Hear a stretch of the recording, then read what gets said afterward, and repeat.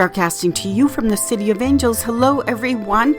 Welcome, my fellow Starcasters. I'm Karis. Thank you so much for being here and listening to the Voice of Astrology podcast. This is your astrology cosmic superpower for the week beginning Sunday, November 3rd through Saturday, November 9th, 2024. Let's journey together with astrology and explore how to connect with the stars, the planets, the energies for our new week ahead. The spectacular November sky starts off on Sunday, November 3rd, with Mercury, elusive, shape-shifting Mercury, making an appearance with the moon and Venus. The waxing crescent moon at twilight will have Mercury and Venus.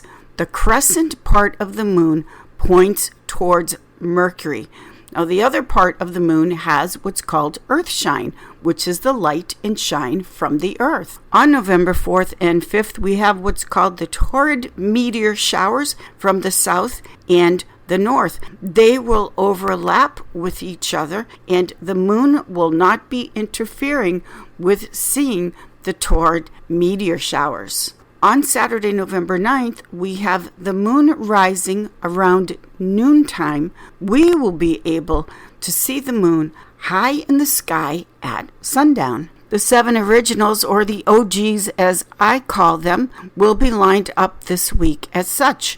The 7 original planets used in astrology that we can see without aid of telescope binoculars, just like the first original astrologers did, are lined up as such this week. We've got the sun in fixed water Scorpio. The week starts off with the moon in her fall in fixed water Scorpio.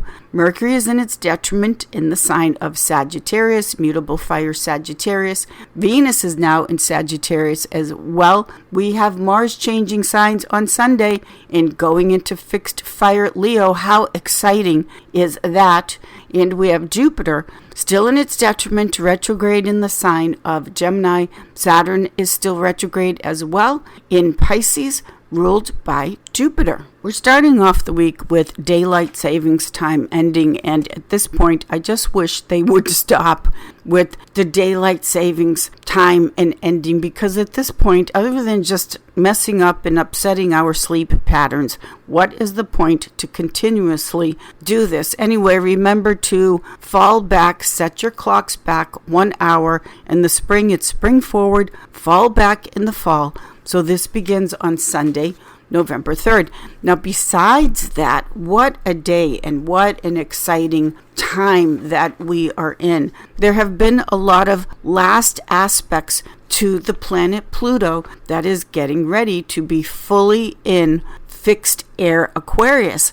Now, today on November 3rd, we've got Mars in its fall, Cancer, at the ending degree, making an opposition aspect to Pluto at 29 degrees Capricorn. This is how the day is starting off, with this Mars-Pluto opposition.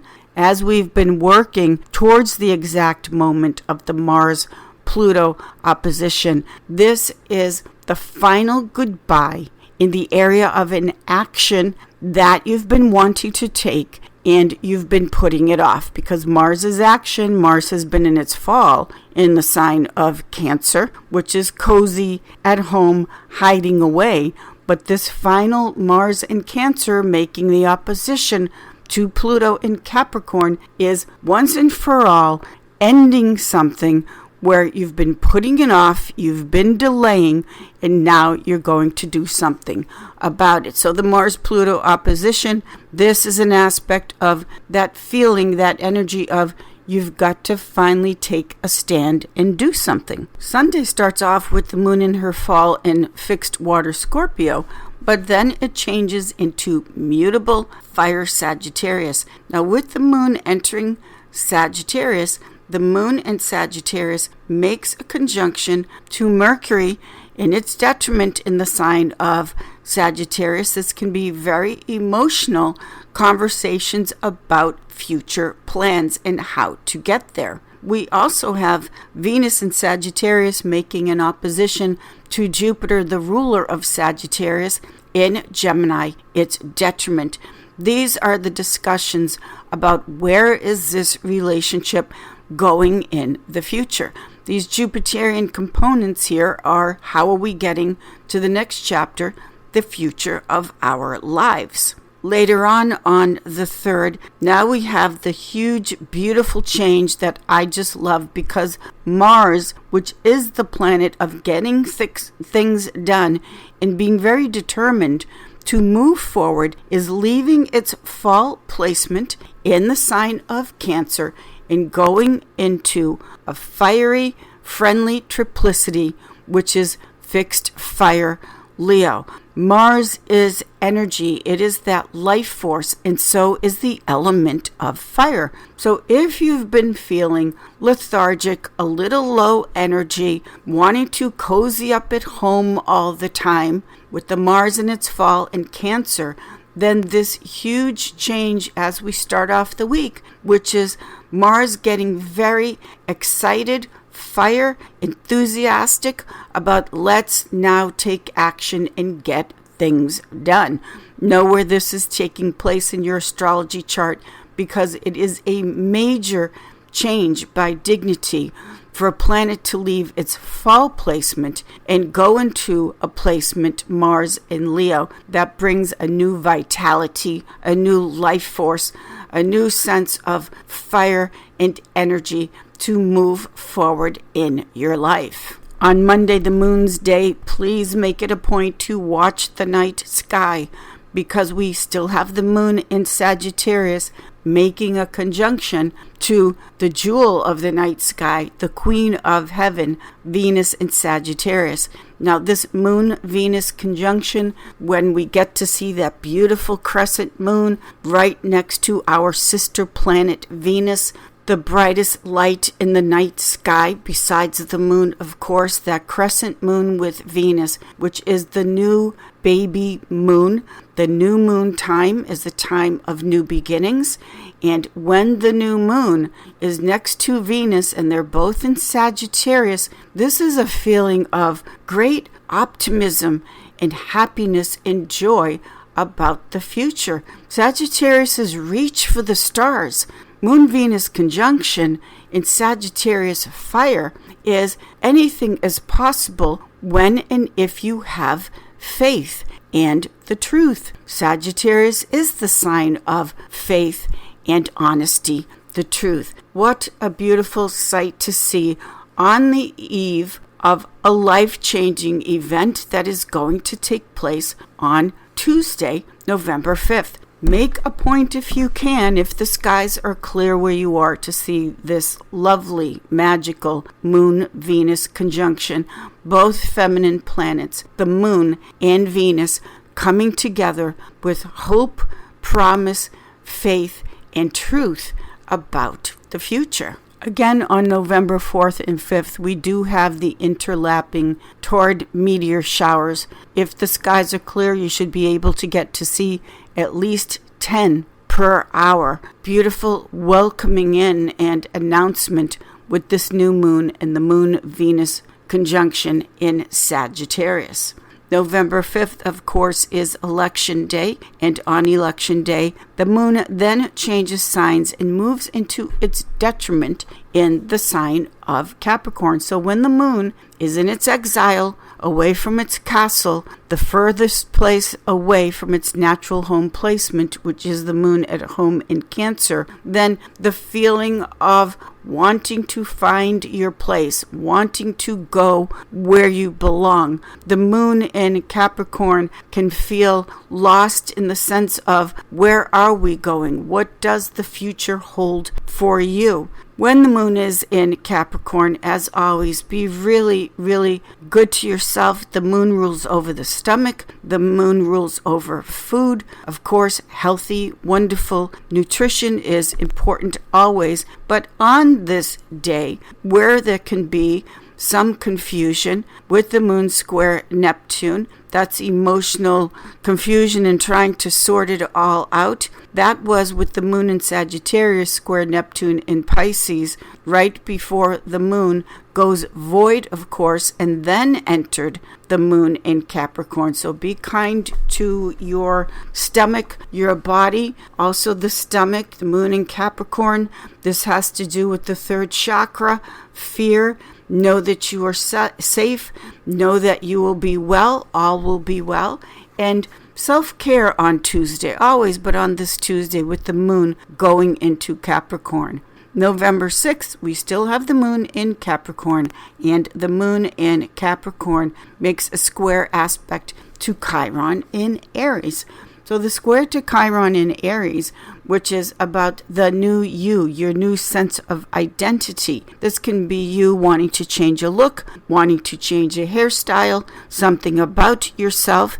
Aries rules the head and hair, but overall, it's just the moon making a square aspect of action where the feeling is, because the moon is all about the feels, where the feeling is wanting to change the way you look on the outside to match how you are feeling in the inside. This is the moon square Chiron, the wounded healer. Also because Chiron is the wounded healer, if there's something about your identity, your appearance, your look, that perhaps you've felt like you've always wanted to do it, but you didn't have the courage to make a major change, then this moon, which is what we need emotionally with a square aspect, is prompting you to embrace a new sense of look and who and what you are, to express it with Chiron and Aries in a very fiery, bold, outgoing way. In other words, put it all out there and embrace it with the moon square Chiron in Aries. November 7th, we start off the evening and the early morning with the moon in Capricorn, but then the moon changes signs. The moon moves into fixed air Aquarius, which is a new attitude, a new mindset, way of communication. Aquarius is also the rebel. The Aquarius moon is independence, going your own way, wanting a greater sense of freedom to think, to communicate, to learn what you want to think and communicate. So the moon having this feeling of a new sense of you and wanting more freedom and movement in your life. This is always the element of air. The moon in Aquarius makes an opposition aspect to Mars now in Leo, and the moon-Mars opposition is this greater sense of having your dignity, Mars in Leo, sense of value, what the heart truly wants, your sovereignty. Moon opposition Mars can be the separation from things that are no longer in alignment with how you truly feel, meaning where your heart really is placed. This is the Mars in Leo. Leo rules over the heart, and Mars in Leo is about taking action. So the moon wants a greater sense of freedom and lightness in communication, and making that opposition to Mars in Leo, it now means that you're going to do something about having greater freedom and independence in your life. It also brings in wanting new friends, because Aquarius rules over friendships. The groups, the people that you have a mindset, that you share a mindset and a way of thinking with. The moon in Aquarius. Aquarius is philanthropy. It wants to contribute back. Aquarius wants to move into the future, and where are we together moving into the future, and it's very much about helping each other. So the moon making this opposition to Mars is aligning yourself, connecting with people that share the same mindset as far as how and where and why you want to help make the future a better place for everyone. Aquarius is also tolerance. It doesn't judge. It includes all different kinds of people with different points of view, value system. It's equality. Aquarius, the power to the people. Friday, November 8th, we do have the second quarter moon, where we cross over from new moon phase to second quarter, moving towards the full moon. Now, the second quarter moon is at 17 degrees Aquarius, which brings in that second division, that second decanate of Aquarius. This brings a Gemini time for change element or influence with the second quarter moon. Also the sun, the moon making that square to the sun at 17 degrees Scorpio. This brings in the second division of Scorpio, which the second decadent for Scorpio at 17 degrees has a Piscean influence. So an ending but a new vision, both at the same time. So with this second quarter crossover point, as we do start to build to the full moon, this is the emotions and the moon in Aquarius, sorting it out, wanting to take action, but sorting out that inner conflict of where and how you want the new phase of your life, what direction you want this to move in. It brings in endings and new beginnings. As we close out the week on November 9th, we have the moon in Aquarius making a sextile aspect of opportunity to Chiron, the wounded healer, in Aries. Now this is when you really let out and express what is unique and different about you and your look. Aries has to do with the image and the branding. So expressing a very unique and different component to yourself. This is how we are closing out the week on Saturday, November 9th. Also, Venus in Sagittarius will make a square aspect to Neptune in Pisces. Sorting through and feeling through, if you feel the same way about the relationship that you've been in, you could find as we're closing out the week that you just don't feel the same way in the relationship you're in. The feelings have changed, and the Saturday closes out the week with sorting through that confusion about how and why you may not feel the same way about a person that you've been with, and how and why can we make it better. It's not necessarily an ending, that's an opposition. The square is action, which is I want to do something. I want to take action with Venus squared Neptune about why certain feelings may not feel the same in your relationship. The moon in Aquarius then makes a beautiful sextile aspect to Venus in Sagittarius. Now, the moon in Aquarius sextile Venus in Sag, this is like going on a new adventure. It's the energy, the cosmic power of let's try something new and unique. Let's change the energy up. Now, because Sagittarius has to do with travel and long distance travel, one of the things you can do, it's not the only thing, but one of the things you can do is go on a new adventure with your partner, your loved ones, because when we do just go exploring and on a path of discovery, this is very much the sign of Sagittarius. It might be where you live or someplace local, but bringing that new energy into your relationship with the moon sextile Sagittarius is a beautiful way to shake up the stuck energy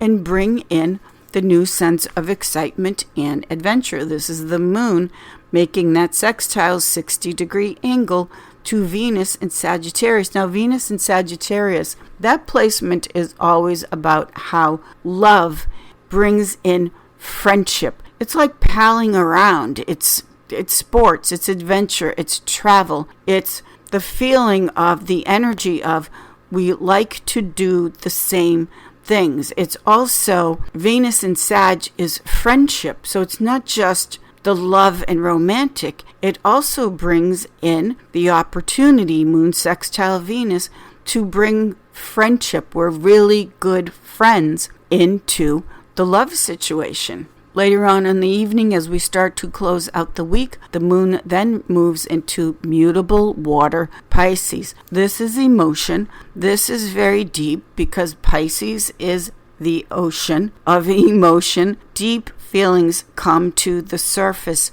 as we are closing out the week. Now, the moon is what we need. It's what we are hungry for. And so this moon in Pisces is the emotional need to share your dream, your vision with the people that you love. You're wanting to get in touch with. The moon is also always the emotional body, wanting to be connected to your deep emotions, how you feel, and wanting to be able to share that, to be vulnerable with the people that you love. It's a very deep placement emotionally as we are closing out this beautiful and very exciting, life-changing, never to be forgotten week. It is the event, as we've all been building up to this time with the moon and Venus in Sagittarius and Mars moving into fire. Fire is life. It's exciting, an exciting journey with that sense of things are going to work out.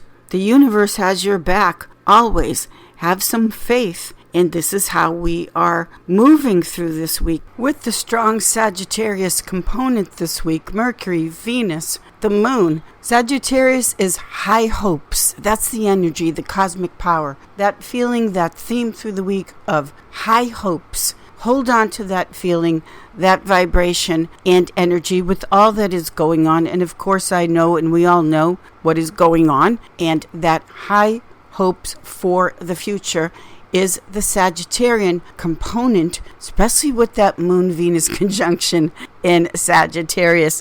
Thank you, everyone, for being here and listening to the Voice of Astrology podcast. Thank you to my fellow StarCasters. Have a fabulous week. I will see you all in the stars.